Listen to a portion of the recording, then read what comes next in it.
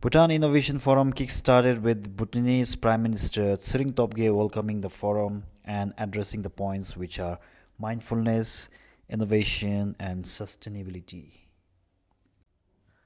The first session was on mindfulness and compassion, where Songsa Khyentse Rinpoche and Matthew Ricard tried to explain the concept of mindfulness amid the shakiness of the cameraman. One of the point I would like to highlight from the session was when Rinpoche said, the question, where is the mind, itself will benefit today's generation, irrespective of the answer you get. Second session was on learning society and the knowledge economy, where the moderator and the economists discussed about the change in economy in Bhutan, which came with maintenance of the cultural values. And it's very important to adapt to the changing times, and it's very important to have a learning society which will help to adapt to the changing times, taking gross national happiness / climate change into account. The architect of GMC, Biak Ingles, presented the third session, which was about the upcoming city, which will be based on renewable energy.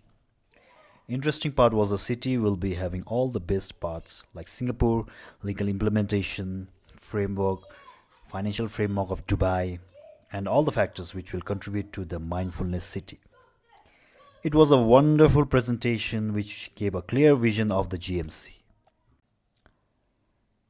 Then there was a session with the architects of the GMC on discussion on challenges of the city, where the key point was on human resources, where the question was how can you bring the best people for the city.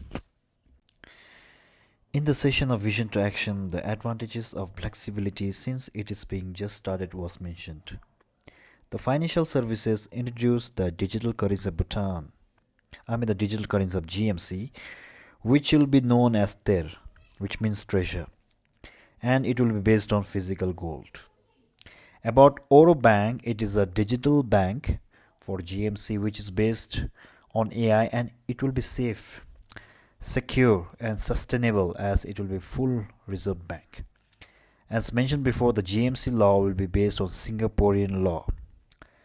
And last not the least, the former Bhutanese Prime Minister Dr. Lote Tsering addressed the question of Bhutanese people that whether the GMC project will benefit Bhutanese, by saying you will be only be benefited if you have the required skills to benefit GMC.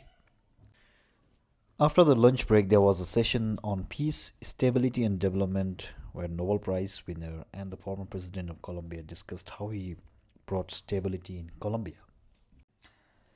In the leadership session, one thing I learned was the transformative leadership, where it is divided into thirds, where the bottom one third they does the exit, the middle one third, which is considered as good to mediocre, they wait and see, and the upper one third is we can train them.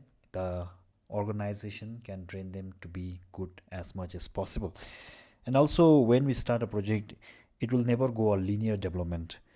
And one thing we have to do is whenever we get a backstage, whenever we go backwards, we have to remind ourselves why we started the project at first. What was the purpose of the project? In the Mindful Innovation and Entrepreneurship session, I got to know about the journey and challenges of the OTT platform in Bhutan, which is the SAMO. The entrepreneurship ecosystem needs the following ingredients: capital, it can be public or private, knowledge, success stories, and endurance.